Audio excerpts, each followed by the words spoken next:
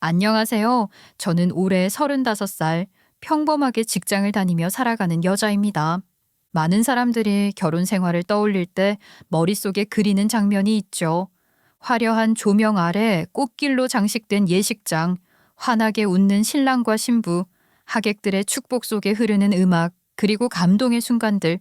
그 장면만 보면 마치 영화 속 한 장면처럼 완벽합니다. 하지만 제가 꿈꾸던 결혼은 그런 모습과는 달랐습니다. 저는 그저 하루의 끝에 서로의 안부를 묻고 함께 저녁 식탁에 마주 앉아 대화를 나누며 피곤한 날에는 말없이도 서로의 온기를 느끼며 쉬는 소박하고도 단단한 일상을 원했습니다. 하지만 인생은 제 바람을 그리 순순히 들어주지 않았습니다.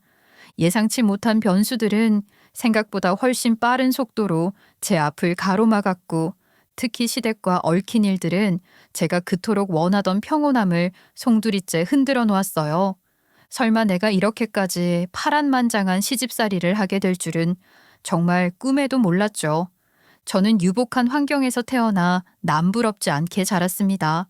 아버지는 20년 넘게 의류 사업을 운영하시며 묵묵히 가정을 지키셨고, 어머니는 예술과 전시에 대한 깊은 이해를 가진 갤러리 큐레이터로 활동하셨습니다.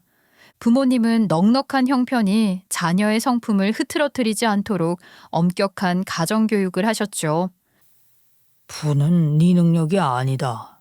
진짜 네 재산은 사람됨이야. 돈보다 인성이 먼저라고. 세상에는 돈으로 살 수 없는 더 중요한 가치들이 많단다. 아버지의 말씀은 어린 시절 내내 제 귀에 울렸고, 성인이 된 지금도 제 가치관의 뿌리가 되어 있습니다. 다른 부잣집 아이들이 학원과 해외 연수, 각종 스펙 쌓기에 열중할 때 저는 주로 책과 함께 시간을 보냈습니다.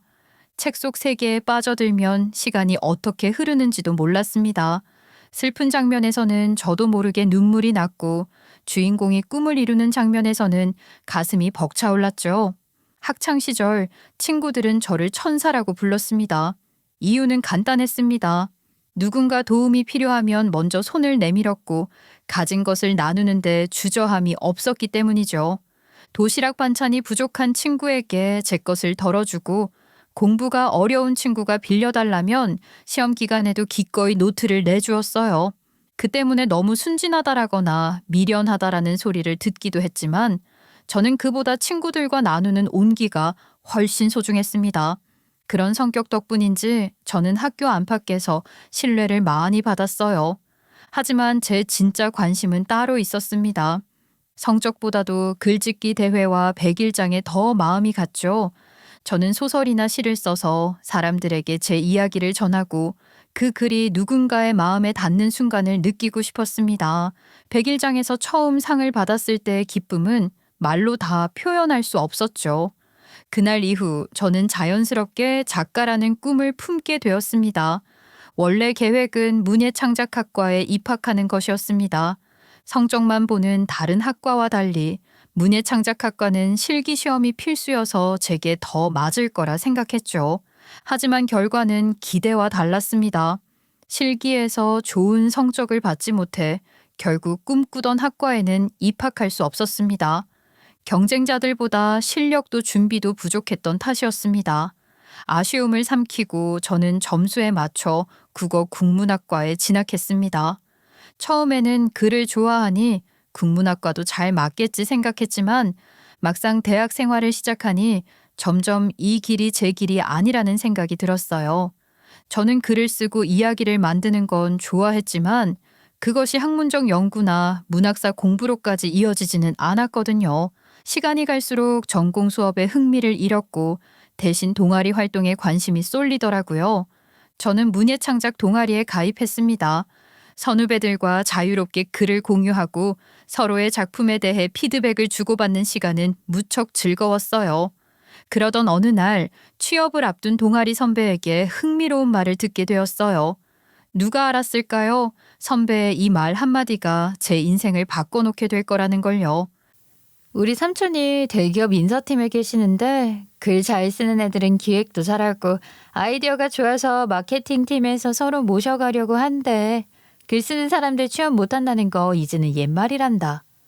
갑자기 마케팅 팀이요? 글 쓰는 거랑 마케팅이랑 무슨 관련이 있다고? 아, 이럴 게 아니라 며칠 뒤에 학교에서 마케팅 특강 하는데 다 같이 가보는 게 좋을 것 같은데 어때? 동아리 사람들과 다 같이 간다니 저도 그러겠다고 했어요. 저는 솔직히 마케팅에 큰 관심이 없었지만 그게 등산이나 영화 관람이었다 해도 군말 없이 따라갔을 거예요. 그런데 그날들은 강연이 제 인생의 방향을 완전히 바꿔놓았습니다. 마케팅은 단순히 물건을 파는 기술이 아니라 사람의 마음을 움직이는 스토리텔링이에요. 브랜드가 가진 가치를 이야기로 풀어내고 그것을 통해 소비자의 감정을 자극하는 방법은 마치 소설 속 인물을 설계하는 과정과 닮아 있습니다. 성공적인 마케팅 캠페인 사례들을 살펴보면 이런 설계 과정이 굉장히 촘촘하다는 것을 알 수 있어요. 다양한 마케팅 사례들이 화면에 펼쳐질 때마다 제 심장은 점점 더 빠르게 뛰었고 저는 망설임 없이 경영학과로 전과를 결심했습니다. 주변에서는 의아해했죠. 응? 네가 왜 갑자기 경영학과로 가? 국문학 전공 살려서 교직이나 출판 쪽으로 가는 게 낫지 않아? 아니야. 나는 마케팅이 내 길이라고 생각해. 글쓰기랑 창의력을 가장 잘 쓸 수 있는 분야거든. 이미 확신이 들어. 전과 후 저는 하루하루를 허투루 쓰지 않았습니다. 시간이 날 때마다 마케팅 관련 책을 읽고 무료든 유료든 온라인 강의를 찾아 들었으며 학과에서 주최하는 세미나에도 빠지지 않고 참석했습니다. 단순히 지식을 쌓는 데서 그치지 않고 실제로 적용할 수 있는 방법을 찾기 위해 노력했어요. 그러던 어느 날 공모전을 위해 밤새 토론하며 아이디어를 다듬고 있었는데 동기 하나가 말했습니다. 대기업 인턴 공고 떴어. 근데 심지어 정규직 전환. 대박. 심지어 마케팅팀이야. 와, 공모전 입상 경력이 필수라고? 저는 졸업을 앞두고 각종 공모전에 참여하여 스펙을 쌓는 데 열중했지만 아쉽게도 매번 입상의 문턱에서 좌절을 맛봐야 했어요. 하지만 이렇게 좋은 인턴 기회가 뜨다니 기필코 이번 공모전은 입상해야겠다는 목표가 간절해졌습니다. 매일 밤낮 없이 결과물을 다듬고 또 다듬었습니다. 그 과정이 정말 힘들었지만 오히려 그 시간들이 제게는 살아있음을 느끼게 해주는 원동력이 되었죠. 하지만 그동안 쌓아온 경험과 열정은 거짓말을 하지 않았어요. 저는 마침내 정규직 전환이 가능한 인턴 자리에 합격하게 되었어요. 인턴 시절 저는 누구보다 부지런히 움직였습니다. 회의 때마다 아이디어를 내고 소비자의 시선을 사로잡을 수 있는 문구를 만들기 위해 단어 하나하나를 곱씹었습니다. 한 번은 제가 제안한 SNS 캠페인이 실제로 진행되어 엄청난 화제를 모았고 매출 상승에도 직접적으로 기여하게 되었는데요. 그 성과 덕분에 저는 정규직 전환에 성공했고 회사의 신뢰까지 얻게 되었습니다. 정규직이 된 후에는 다양한 프로젝트를 맡으며 경험의 폭을 넓혔습니다. 패션 브랜드 론칭 캠페인, 프리미엄 식품 마케팅, IT 스타트업 브랜딩 등 업종도 다양했어요. 연예인, 인플루언서, 각 분야 전문가들과 협업하며 인맥도 넓힐 수 있었죠. 제가 이런 장황한 이야기를 하는 이유는요. 바로 회사 세미나에서 지금의 남편을 만났기 때문입니다. 남편은 건설 회사를 다녔는데 저보다 3살 많았어요. 깔끔하고 진중한 첫인상에 끌렸고 무엇보다 제 일을 존중해 주는 게 좋았어요. 마케팅 업무 특성상 야근이나 휴일 근무가 잦았거든요. 저는 남편의 책임감 강하고 성실한 모습에 끌렸어요. 저는 어릴 때 부모님이 이혼하시고 지금까지 줄곧 가장으로 살았어요. 어머니와 여동생 부양하고 있고요. 그래서 저한테는 가족의 의미가 조금 남달라요. 앞으로 제가 만들어갈 가정은 더 따뜻하게 만들어가고 싶어요. 저는 그 강단 있는 모습에 깊은 존경심까지 느꼈습니다. 우리는 결혼 전 서로의 생활 방식을 존중하며 부모님께 경제적으로 의존하지 않기로 약속했어요. 결혼은 현실이기에 그 약속은 우리 관계의 중요한 기반이 되었습니다. 그렇게 2년의 연애 끝에 결혼을 결심하게 되었습니다. 결혼 준비 과정에서 만난 시어머니는 첫인상이 정말 좋으신 분이었어요. 우리 엄마는 좀 깐깐한 편인데 속은 참 따뜻하신 분이야. 전혀 아니시던데? 오히려 결혼 준비 중에 세세한 부분도 챙겨주시고 우리 의견이 조금씩 달라도 부드럽게 조율해주시고 너무 좋은 분이셔. 시어머니는 결혼식장에서 제 친정 부모님께 제 칭찬을 입이 닳도록 하실 정도로 인자하신 분이셨어요. 결혼 후에도 맞벌이하는 우리 부부를 위해 반찬을 직접 담아 보내주시고 여행을 다녀오시면 기념품과 먹거리를 챙겨주셨습니다. 그럴 때마다 저는 감사하다고 인사했고 시어머니 복이 있다라는 주변 사람들의 말을 들으며 마음이 따뜻해졌어요. 결혼 초반 저희는 정말 조용하고 단란한 일상을 살았습니다. 퇴근 후 함께 저녁을 먹고 주말에는 시장을 보거나 근처 공원 산책을 하며 시간을 보냈죠. 그러던 어느 날 저는 회사에서 새로운 프로젝트를 맡게 됐습니다. 부동산 및 경제 관련 대형 프로젝트였는데 여러 분야의 전문가들과 협업하는 자리였죠. 덕분에 회의 중이나 업무 이후 가벼운 식사 자리에서 다양한 정보를 접할 기회가 많았습니다. 특히 부동산 전문가들이 주고받는 대화를 듣다 보면 뉴스나 인터넷에는 잘 나오지 않는 내부 정보들이 오갔죠. 그래서 업무 중 들은 정보들을 머릿속에 차곡차곡 쌓아두며 필요할 때 꺼내 쓸 생각을 했어요. 그리고 우연찮게 마련된 식사 자리에서 부동산에 관한 많은 이야기를 할 수 있었습니다. 저는 그동안 생각하고 있었던 고민거리를 물어볼 수 있는 좋은 기회라고 생각했죠. 다음에 어디로 이사 가야 할지 고민이에요. 이제 슬슬 2세 계획을 세우고 있는데 아이가 태어나면 학군 좋은 곳에서 키우고 싶은 욕심이 있거든요. 학군 좋은 곳이라 그런 곳이라면 한정적이라 예산이나 그런 현실적인 고민이 우선이겠어요. 그러다가 아주 흥미로운 이야기를 듣게 됐습니다. 사실 요즘에 우리들 사이에서 더 화제가 되는 이야기가 있는데 이 지역에 대규모 아파트 단지가 들어오는 게 확정됐어요. 거기다 지하철역까지 곧 생긴다고 우리 쪽에서는 거의 확정적으로 보고 있어요. 특급 정보니까 절대 밖에 말하지 마시고요. 식사가 끝나고 그 말을 해준 전문가가 진지한 표정으로 당부하더군요. 저는 고개를 끄덕이며 이건 진짜 귀한 정보구나 하고 생각했습니다. 얼마 지나지 않아 시어머니와 집 문제로 이야기할 일이 생겼어요. 시어머니는 예전부터 노후를 대비하여 부동산이나 투자에 많은 관심을 보이고 계시는 상황이었습니다.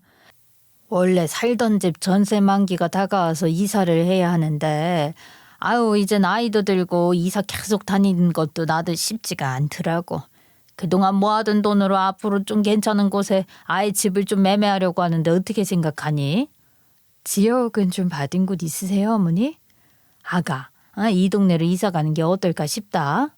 근처에 공원도 있고 마트랑 병원도 많어. 상권도 점점 살아나는 것 같고. 최근에 뉴스를 좀 봤는데 앞으로 이 동네 상권이 급부상할 예정이라더라고. 시어머니는 이미 몇 군데 매물을 점 찍어 두셨고 휴대폰 화면을 제게 보여주셨습니다. 순간 제 머릿속에 며칠 전에 들었던 그 지하철역 정보가 번쩍 떠올랐어요. 어머니, 여기도 좋지만 산 건너 옆 동네는 어떠세요? 제가 일하면서 전문가한테 들은 얘긴데 거기에 대단지 아파트 들어오면서 글쎄 앞으로 지하철역도 들어온대요. 진짜니? 그거 확실한 정보야? 네, 믿을 만한 분들이 하신 말씀이에요. 좋은 정보일수록 사람들 발이 느리잖아요. 시어머니의 눈이 반짝였습니다. 그리고는 당장 부동산에 가봐야겠다며 다음 날 바로 발품을 팔기 시작하셨죠. 시어머니는 제 말을 전적으로 믿으셨습니다. 그날 저녁에도 전화가 와서 옆 동네 매물을 둘러보니 전망이 아주 좋다며 흥분된 목소리로 이야기하시더군요. 아가, 네가 말해준 동네가 더 좋을 것 같구나. 상권도 활발하고 여기에 지하철역까지 생긴다면은 금방 값이 오르겠는데? 저는 시어머니의 긍정적인 반응에 뿌듯함을 느꼈습니다. 그런데 그 뿌듯함이 오래 가진 않았습니다. 시어머니는 부동산 계약을 서두르셨고 결국 가진 돈과 대출까지 모두 동원해 옆 동네 집을 매매하셨죠. 계약을 마치고 저를 불러 식사를 하시면서도 덕분에 노후 준비 제대로 하는 것 같다며 환하게 웃으셨습니다. 그 뒤로 이사까지 끝내고 하루하루 지하철역이 들어오기를 손꼽아 기다리셨어요. 하지만 몇 달 뒤 상황이 급변했습니다. 지하철역 신설 계획이 전면 무산됐다는 소식이 들려온 거예요. 그나마 시공사 선정도 하기 전에 백지화된 거라 언론에도 제대로 다뤄지지 않았지만 부동산 관계자들 사이에선 이미 기정사실이었죠. 시어머니는 평소 드나들던 부동산 사장님에게서 이 소식을 듣고 곧장 저를 찾아오셨어요. 아이고 얘, 이게 뭔 일이냐? 네가 말했던 지하철역 아예 무산됐다고 하던데. 어머니, 저도 방금 들었어요. 어떡하죠? 그 순간 저는 머릿속이 하얘졌습니다. 변명 아닌 변명을 했지만 시어머니의 실망이 목소리에 고스란히 묻어났습니다. 불행은 거기서 끝나지 않았습니다. 지하철역 무산 소식이 퍼지자 그 지역 집값이 순식간에 곤두박질치기 시작했습니다. 그때부터 시어머니의 태도는 눈에 띄게 변했습니다. 이전에 온화하고 다정했던 모습은 사라지고 제게 날카로운 말투와 시선을 보내기 시작했죠. 네가 아니었으면 이런 일 없었어. 어? 내가 평생 모은 돈인데 빚까지 져가며 사게 했잖니. 근데 지금 이 꼴을 봐라. 내가 점 찍었던 동네는 집값이 계속 오르고 있는데 네가 사라고 한 집은 집값이 뚝뚝 내려가고 있고 지금 손해가 이만저만이 아니야. 몇 천만 원 대출까지 합하면 억 단위지 억 단위. 어머니, 제가 앞으로 노후 준비는 꼭 도와드릴게요. 정말 죄송합니다. 정말 죄송합니다. 저는 죄송하다고 거듭 사과드렸습니다. 하지만 이미 틀어진 마음은 쉽게 돌아오지 않았어요. 그 이후 시어머니는 하루가 멀다 하고 우리 신혼집을 찾아왔습니다. 처음엔 반찬을 챙겨주는 척하면서 시작됐지만 곧 본색을 드러냈죠. 나는 애들 옷은 속옷까지 다려서 입혔어. 어? 내조를 잘해야 가장이 바로 서는 법이야. 너 퇴근이 왜 이렇게 늦니? 남편이 집에 오기 전에 아내가 먼저 들어와서 집을 돌봐야지. 말은 충고 같았지만 그 속에는 날선 비난이 가득했습니다. 처음엔 웃으며 넘기려 했지만 점점 그 강도와 빈도가 심해졌습니다. 그런데 엎친 데 덮친 격으로 아가씨까지 신혼집을 들락거리기 시작했어요. 이혼 후 혼자 살고 있던 아가씨는 별다른 예고도 없이 제 집처럼 드나들었습니다. 저는 점점 숨이 막히는 기분이 들었죠. 저는 이제 더 이상 혼자서 감당할 수 없다는 생각이 들었습니다. 그동안 남편에게는 차마 말하지 않았지만 그 이유는 분명했죠. 시어머니와 아가씨는 꼭 남편이 집에 없을 때만 찾아와 저를 몰아붙였고 남편이 퇴근해서 돌아오면 언제 그랬냐는 듯이 웃으며 평온한 대화를 나눴습니다. 그 표정의 온도차는 보는 사람의 속을 뒤집어 놓기 충분했죠. 한계점은 생각보다 빨리 찾아왔어요. 하루는 몸살 기운에 쉬고 있는 날 아가씨가 예고도 없이 들이닥쳐 밥을 먹으며 집 이곳저곳을 살펴보더라고요. 언니, 요즘 집안일 많이 밀어넣는 것 같은데 설마 맞벌이 핑계로 이렇게 둔 건 아니죠? 저는 억지로 미소를 지으며 아니라고 대답했지만 속에서는 묘한 불쾌함이 치밀어 올랐습니다. 이젠 진짜 참을 만큼 참았다. 결국 그날 밤 남편이 퇴근하자마자 모든 걸 털어놓았어요. 여보, 사실 어머니랑 아가씨가 내가 혼자 있을 때 찾아와서 이런저런 말씀을 하셔. 그래, 그냥 넘겨보려고 했는데 이제는 그 정도가 너무 심해져서 거의 구박에 가까워. 아이, 그러면 왜 지금까지 말을 안 했어? 내가 어머니한테 실수한 게 있어. 어머니 최근에 매매한 집 사실 내가 추천한 곳이거든. 결과적으로 나 때문에 어머님이 큰 손해보신 상황이라 입이 10개라도 할 말이 없어. 노후자금으로 모아두신 돈 거기에 전부 투자하신 거야. 너무 죄송한 마음에 지금 이자 내는 건 내 손에서 몰래 도와드리고 있고. 남편은 잠시 아무 말도 하지 않더니 제 손을 꼭 잡았습니다. 아, 그런 일이 있었으면 나한테 진작 얘기를 했어야지. 여보 혼자서 그 많은 돈을 그걸 어떻게 다 감당하려고 그래? 내가 중간에서 잘 얘기해 볼게. 걱정하지 마. 그 말에 잠시 안도했지만 상황은 크게 달라지지 않았습니다. 그 이후 저는 반포기 상태로 매일을 버틴 것 같아요. 하루는 회사에서 오전 내내 중요한 회의를 하고 나니 정신이 몹시 피곤했습니다. 온몸이 무겁고 머릿속은 복잡해서 결국 반차를 내고 친정으로 향했어요. 제가 연락도 없이 친정집에 도착하자 엄마는 깜짝 놀란 표정으로 저를 맞이했습니다. 아니, 너 무슨 일이 있니? 얼굴이 왜 이렇게 안 좋아? 저는 엄마의 그 한마디에 그동안 꾹꾹 눌러왔던 감정이 한꺼번에 터져 나왔습니다. 저는 시어머니와 아가씨가 집에 찾아와서 했던 말과 행동을 빠짐없이 이야기했어요. 순간적으로 그때의 기분이 떠올라 눈물이 왈칵 쏟아졌습니다. 엄마, 내가 뭘 그렇게 잘못했나 싶어. 처음엔 그럴 수 있겠다 싶었는데 이제는 그냥 나를 못마땅해 하는 것 같아. 하루하루가 너무 힘들어. 엄마는 말없이 제 손을 잡고 이야기를 들어주셨습니다. 손끝으로 엄마의 온기가 피부를 타고 마음까지 전해졌어요. 이내 엄마의 눈가에도 눈물이 맺혔습니다. 못 버티겠으면 이혼해. 요즘 이혼이 어디 흠이니? 네가 일부러 그런 것도 아닌데 사돈도 참 너무 하신다. 난 우리 딸 힘든 건 못 봐.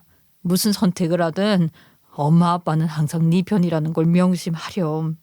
그 말을 듣는 순간 가슴 한쪽이 뭉클하게 벅차올랐습니다. 하지만 동시에 서글픔이 몰려왔습니다. 결혼이란 서로의 가족을 품으며 함께 살아가는 거라고 믿었는데 현실은 그 믿음을 무너뜨리고 있었으니까요. 저는 내친임에 오랜만에 집밥도 먹고 가야겠다는 생각이 들었어요. 엄마와 된장찌개를 먹으며 잠시나마 안정을 되찾았습니다. 엄마는 저를 위로해 주셨고 또 이겨낼 용기를 주셨어요. 친정 식구처럼 언제나 든든한 제 편이 있다는 사실이 너무 감사했습니다.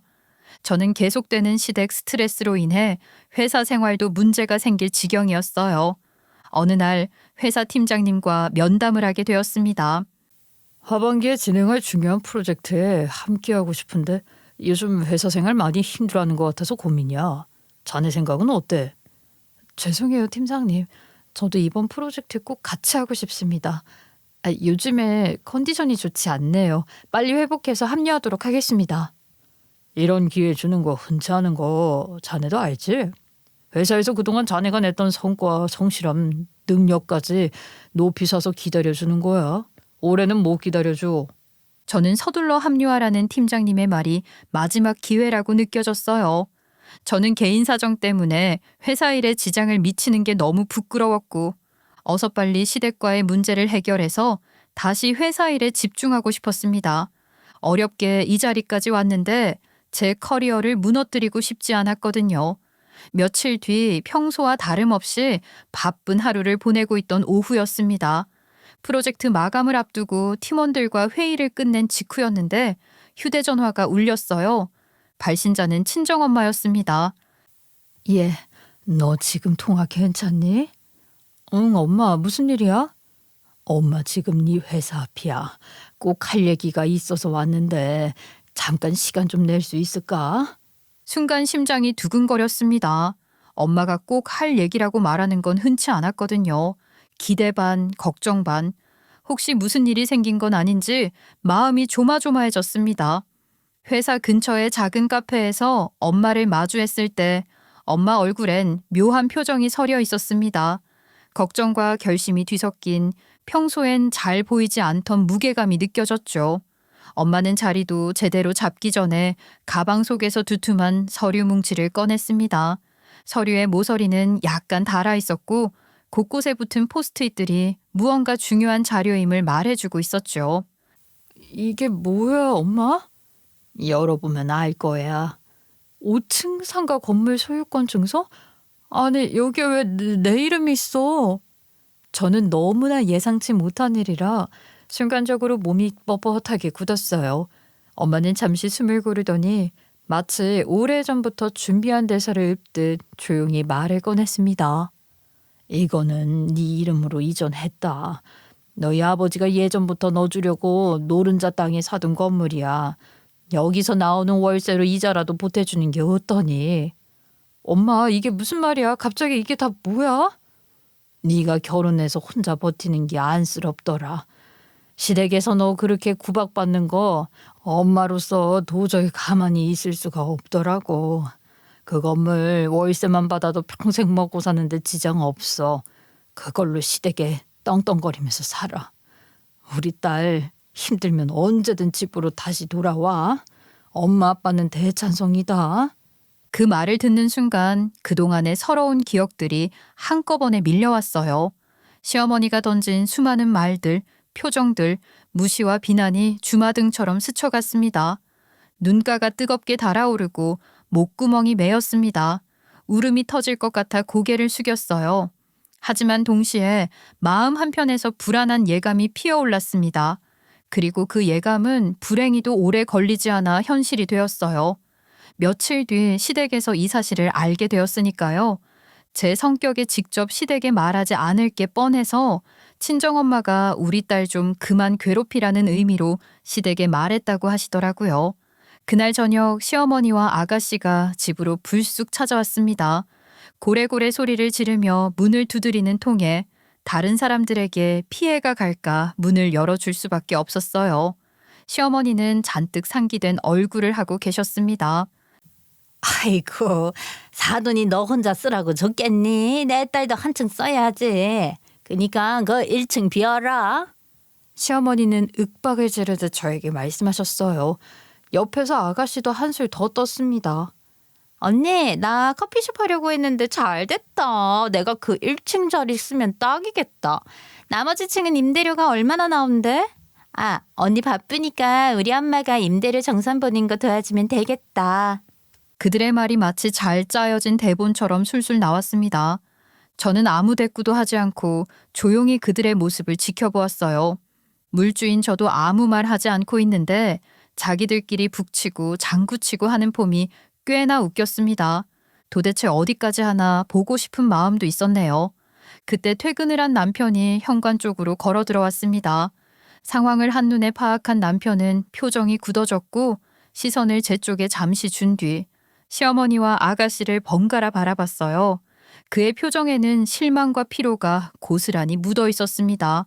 남편은 낮게 한숨을 내쉬었고 저는 그 짧은 순간에 한 가지 결심을 굳혔어요.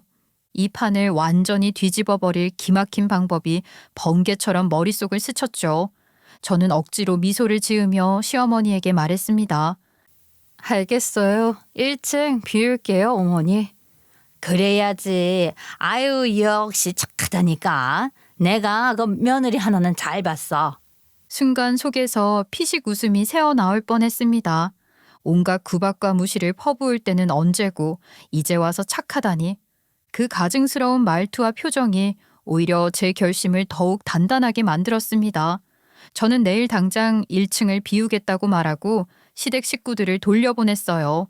시어머니는 앞으로 벌어질 일은 상상도 하지 못한 채 아가씨와 집에 가 있겠다며 돌아가셨습니다. 그 이후 집안에 고요가 찾아왔습니다. 그런데 그 고요 속에서 남편의 숨소리가 유난히 무겁게 들렸습니다. 그는 거실 한가운데 서서 넥타이를 느리게 풀더니 제 쪽으로 걸어와 의자에 털썩 앉았어요. 제게 무언가 말을 꺼내려는데 어디서부터 시작해야 할지 몰라 주저하는 눈빛이었죠. 결국 참다 못한 제가 먼저 말했습니다. 나 1층 비운다고 했지만 진짜로 비울 생각 없어. 오히려 이번 기회를 이용해서 그동안 당한 거 다 되돌려줄 거야. 남편은 한동안 제 얼굴을 보며 말이 없더니 천천히 숨을 내쉬며 고개를 끄덕였어요. 그러고는 전혀 예상치 못한 고백을 했습니다. 이건 다 내 잘못이야.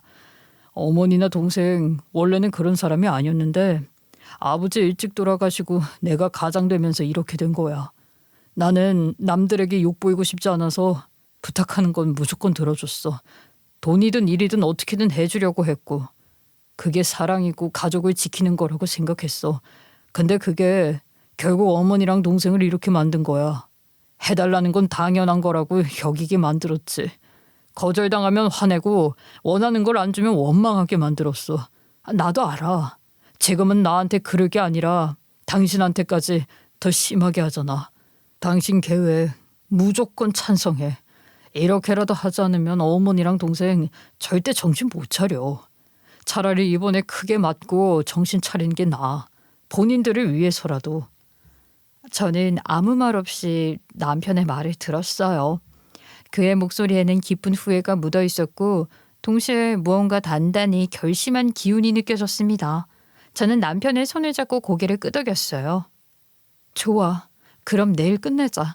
기다리면 기회는 사라져. 우리는 그 자리에서 구체적인 계획을 세우기 시작했어요.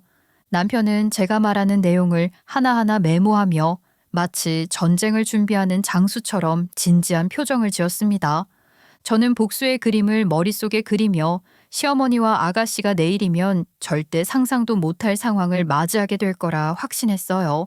그 순간 그동안의 서러움과 억눌린 분노가 이상하게도 사라지고 가슴속 깊은 곳에서 묘한 통쾌함이 차오르기 시작했습니다. 제 계획은 이러했습니다. 지금 상황에서 최선의 방법은 현실 감각 없는 시댁 식구들에게 겁을 줘서 정신 차리게 해주는 방법밖에 없겠더라고요. 그래서 저는 아직 얼굴이 공개된 적 없는 배우 연습생들을 고용하여 재연 드라마를 촬영하는 척 1층을 비우기로 결심했습니다. 하지만 여기서 반전이 있었죠. 친정에 상속받은 5층짜리 건물의 1층이 아니라 시모가 살고 있는 제 명의로 된 시댁집을 비울 생각이었어요. 왜 시모가 살고 있는 집이 제 명의인지 다들 궁금하실 텐데요. 이것도 아주 큰 서사가 있답니다. 제가 앞서 시모에게 시댁집을 사라고 한 바람에 시모는 빚까지 내서 그 집을 매매하게 된 거잖아요. 근데 그 집을 사면서 낸 빚을 다 떠안을 수가 없어서 저한테 명의를 이전했습니다. 저는 울며 겨자 먹기로 그 집을 계속 떠안고 있었고 친정엄마는 그 모습을 계속 보고 있을 수가 없어서 이자라도 낼 수 있게 건물을 상속해 주셨던 거고요. 저는 늦은 밤이었지만 내일 아침 계획을 성공적으로 진행시키기 위해 빠르게 움직이기 시작했어요. 제일 첫 단계로는 회사에서 오랫동안 함께 프로젝트를 진행하며 신뢰를 쌓아온 한 기획사 대표님께 전화를 걸었습니다. 제 계획에는 반드시 연기가 필요했거든요.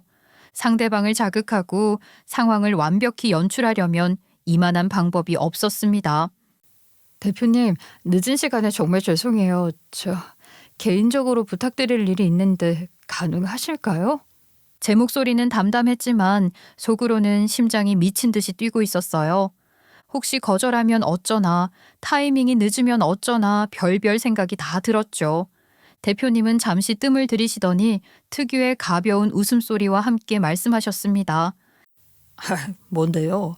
우리 사이에 그런 말은 필요 없잖아요. 다만 혹시 위험한 일은 아니죠? 저는 안심하고 대표님께 제 계획을 말했어요. 비공개 재연 드라마 느낌으로 연기해 주실 배우분들이 필요해요. 아직 얼굴이 알려지지 않은 분들이어야 하고 당장 내일 아침에 가능하신 분들로요. 저와 같이 어떤 집에 가셔서 이삿짐 옮기고 대사 몇 개 해주시면 되는데. 이들은 시어머니와 아가씨 앞에 철저히 역할을 수행할 분들이었죠. 대표님은 흥미로운 듯 웃으셨습니다. 아, 그럼 무슨 느낌인지 알겠어요. 일종의 깜짝 카메라 같은 거군요. 연습생들 연기 훈련도 되고 재미있겠네요. 근데 워낙에 그 건이라 일당은 두둑하겠죠? 물론이죠, 대표님. 평균보다 1.5배로 드릴게요. 대신에 비밀 유지각서 꼭 쓰게 해주세요. 그렇게 계약은 순식간에 성사되었습니다. 다음 단계는 이삿짐 센터 섭외였습니다. 저는 연기자들이 자연스럽게 행동할 수 있도록 실제 이삿짐 센터 트럭과 기사분들도 동원하기로 했어요. 실제와 연기가 완벽하게 섞여야 진짜 효과가 날 테니까요. 저는 기획사 대표님 소개로 이삿짐 센터 사장님을 섭외할 수 있었어요. 이사 날짜가 당장 내일이네요. 대표한테는 얘기 들었어요. 우리는 원래 이렇게 그 건으로 진행 안 하는데 사안이 워낙 중대한 것 같아서 저희도 급하게 섭외했어요. 큰 탑차 하나랑 기사님 3분 보낼게요. 근데 그 이삿짐은 어느 쪽으로 옮길까요? 그거는 현장에서 말씀드릴게요. 좀 특수한 상황이라서요. 저는 이 모든 과정에서 최대한 아무렇지 않은 척했지만 제 마음은 이미 설렘과 긴장으로 들끓고 있었어요.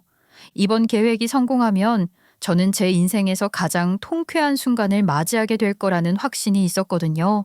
다음 날 드디어 작전이 실행되는 날이 되었습니다. 저는 미리 섭외해둔 사람들, 남편과 함께 시댁 앞에 도착했어요.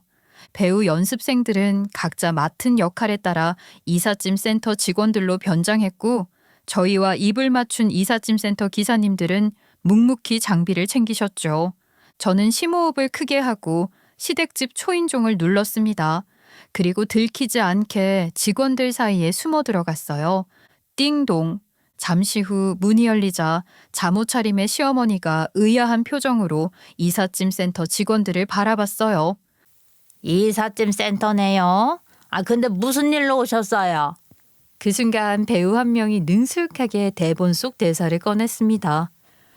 집주인님, 저희 오늘 이사 진행하러 왔습니다. 1층 비우신다고 하셨다던데요. 시어머니의 표정이 단번에 굳었습니다.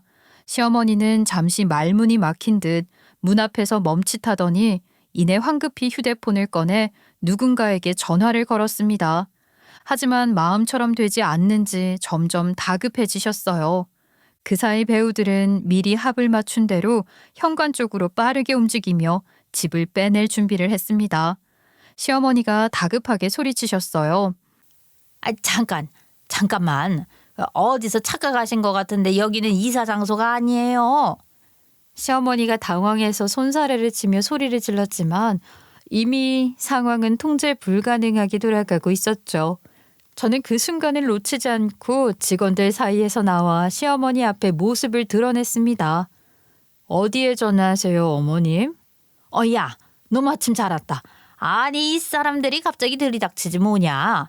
아무래도 네 5층짜리 건물이랑 주소를 헷갈린 것 같은데. 아, 이게 대체 무슨 일이래. 너가 집주인이니까 권리 행사 같은 거 할 수 있잖아. 빨리 제대로 말씀드려. 맞아요, 어머님.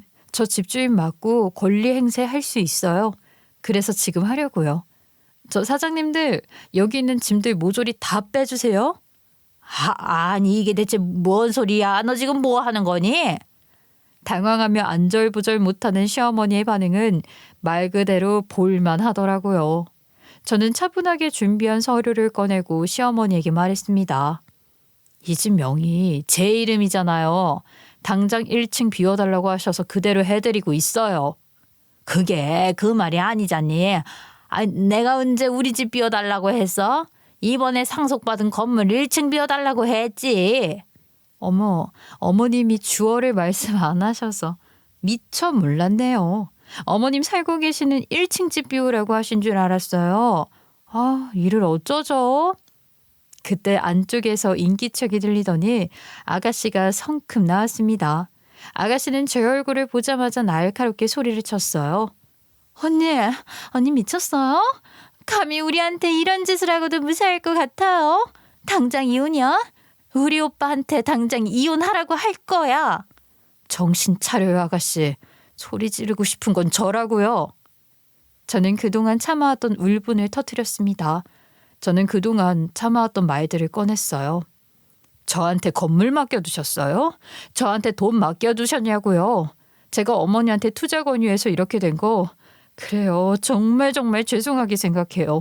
그때도 거듭 죄송하다고 말씀드렸고 최선을 다해 도와드린다고 했어요. 근데 시집살이 시작하셨죠. 명의도 빚도 다 저한테 넘기셨죠. 그동안 죄송한 마음에 어머니 구박 잘 참고 살았는데 이제 더는 못 참겠어요. 제 방식대로 살겠습니다. 아들, 너는 옆에서 멀뚱히 듣고만 있을 거야. 어? 며느리가 시어머니한테 이렇게 막대 먹는 짓을 하는데 너 가만히 보고만 있냐고. 아이, 뭐라고 말 좀 해봐. 어머니, 제발 그만 좀 하세요. 예? 지켜보던 남편이 시어머니에게 소리를 질렀습니다. 제 말은 듣는 둥 마는 둥 하던 시댁이 남편이 언성을 높이자 쥐죽은 듯이 조용해졌어요. 시어머니는 남편의 반응에 무척이나 당황하신 듯 했습니다. 그동안 해달라는 거 다 해드렸잖아요. 이제 그만하세요. 도대체 뭐가 아쉬워서 이렇게 욕심내시는 거예요? 예? 제 와이프, 어머니 며느리 이런 대접 받으려고 결혼한 거 아니고요. 저희들 사랑해서 잘 살려고 결혼했습니다. 그러니까 집사람한테 더 이상 함부로 대하지 마세요. 그 말이 끝나자 시어머니와 아가씨는 씩씩거리더니 그대로 집을 나갔습니다. 저는 눈앞에서 시어머니가 사라지자 다리에 힘이 풀려 털썩 주저앉고 말았어요. 남편은 깜짝 놀라 저를 부축하며 말했습니다. 말하고 나니까 속이 시원하다. 그치 여보? 저는 새어나오는 눈물을 참으며 남편을 보고 웃었어요. 이렇게 속 시원할 줄 알았으면 진작 말하고 살 거라는 아쉬운 마음이 들었습니다. 저는 후련하면서도 그동안 참고 산 스스로에 대한 후회로 복잡한 감정을 느꼈어요. 그날 이후 집안은 조용해졌습니다. 정말 거짓말처럼 시어머니도 아가씨도 시댁 식구 누구 하나 연락을 하지 않았습니다. 처음에는 이 평화가 낯설었고 오히려 불안할 정도였어요. 이렇게 조용할 리가 없는데 무슨 폭풍 전야 같은 건 아니겠지? 하는 생각도 들었습니다. 하지만 일주일이 지나고 2주일이 지나도록 아무 소식이 없자 그제야 안도의 한숨이 나왔습니다. 남편은 가끔씩 시어머니와 안부 전화를 했지만 통화 내용은 2분을 넘기지 않았어요. 그리고 돌아와서는 늘 한마디만 했죠. 어머니가 아직 화가 많이 나신 것 같아. 그래도 지금은 조금 진정되실 때까지 거리를 두는 게 맞는 것 같아. 저도 고개를 끄덕이며 그 말에 동의했습니다. 관계를 억지로 이어가려다 또다시 상처를 주고받는 건 의미가 없었으니까요. 어머니는 지금 어디 계신데? 화가 나서 정확히 말씀은 안 하시는데 여동생 원룸에서 같이 지내시는 것 같아. 그 말을 듣고 미안한 마음과 후련한 마음이 동시에 밀려왔죠. 저는 손해를 보더라도 시댁집은 계속 제가 떠안고 가기로 했습니다. 시댁에서 빼낸 짐들은 당분간 임시 창고에 보관하기로 했고요. 그리고 그 이후 더 바쁘게 움직였습니다. 무엇보다도 제 삶을 다시 세우고 싶었거든요. 상속받은 건물의 임대 관리 시스템을 새로 정비했고 기존 임차인들과 계약 조건을 조율했습니다. 혼자서는 힘든 일이었지만 친정아버지와 부동산 전문가 지인들의 도움을 받아 차근차근 진행했죠. 매달 안정적으로 들어오는 월세 덕분에 그동안 신경만 쓰이던 시댁집 대출 이자를 부담 없이 상환할 수 있었습니다. 경제적으로 여유가 생기자 마음도 한결 가벼워졌습니다. 마치 오랫동안 짊어지고 있던 커다란 바위덩이가 스르르 굴러 떨어진 기분이었죠. 저는 남편과 함께 오랜만에 친정집을 찾아 그동안의 일을 털어놓았어요. 그래서 요즘은 살맛나? 그동안 사소한 일에도 심장이 막 두근거리고 밤마다 뒤척거리면서 잠도 못 잤는데 이젠 머리만 대면 스르르 잠들어. 밥맛도 돌아와서 요즘엔 밥 한 공기 뚝딱 비운다니까. 그래, 이젠 정말 괜찮아졌네. 아유, 그동안 고생 많았다 우리 딸. 엄마의 손길은 제 등 위를 천천히 쓸어내렸고 그 부드러운 손길이 마치 모든 상처를 덮어주는 것 같았습니다. 그 모습을 지켜보던 남편도 저를 토닥여 주었어요. 그동안 내가 옆에 있으면서도 제대로 지켜주지 못해서 미안해. 네가 이렇게 힘들게 소갈이 할 동안 눈치도 못 채고 정말. 그의 표정은 진심으로 미안하다는 마음이 가득 담겨 있었고 그걸 보는 순간 제 마음속에 쌓여있던 서운함이 약간 녹아내렸습니다. 이번 일을 계기로 저와 남편의 관계는 더 단단해졌습니다. 결혼할 때 서로를 믿고 의지하겠다고 약속했던 그 마음이 이번 사건을 통해 다시 한번 굳게 다져진 느낌이었죠. 특히 남편은 이번 일을 계기로 시댁과의 거리두기가 얼마나 중요한지 깨달은 듯 했습니다. 평온한 생활이 이어지니 직장에서도 다시 안정을 찾았습니다. 그간 스트레스에 일도 제대로 하지 못했는데 잡념이 사라지니 일의 능률이 쑥쑥 올라가더라고요. 그렇게 평온한 시간이 잠시 이어졌지만 시댁의 그림자가 완전히 사라진 건 아니었습니다. 사건이 있고 정확히 한 달이 지난 어느 날 예상치 못한 방문이 찾아왔습니다. 현관문을 두드리는 소리가 유난히 조심스러웠고 문을 열었을 때 서 있는 사람은 시어머니였습니다. 예전보다 훨씬 수척해진 얼굴, 눈가에는 깊은 주름이 더 늘어 있었습니다. 그리고 시어머니의 입에서 한 번도 들어본 적 없는 말이 나왔습니다. 아유, 미안하다. 저는 순간 제가 잘못 들었나 싶어 멍하니 시어머니를 바라봤어요. 한 번도 제게 사과한 적 없는 그분이 무릎을 꿇고 용서를 구하셨으니까요. 내가 그동안 눈에 뵈는 게 없었어. 순간적으로다가 돈에 눈이 멀어서 제대로 된 판단을 못한 것 같다. 차마 네 얼굴 볼 도리가 없구나. 아유, 그러니까 제발 한 번만 용서해다오. 그 목소리는 확실히 예전의 날카롭고 단호한 톤이 아니었습니다. 힘이 빠지고 어딘가 꺾인 사람의 목소리였죠. 저는 잠시 아무 말도 하지 못했습니다. 옆에서 남편이 길게 한숨을 쉬는 소리가 들렸고 그는 천천히 고개를 끄덕였습니다.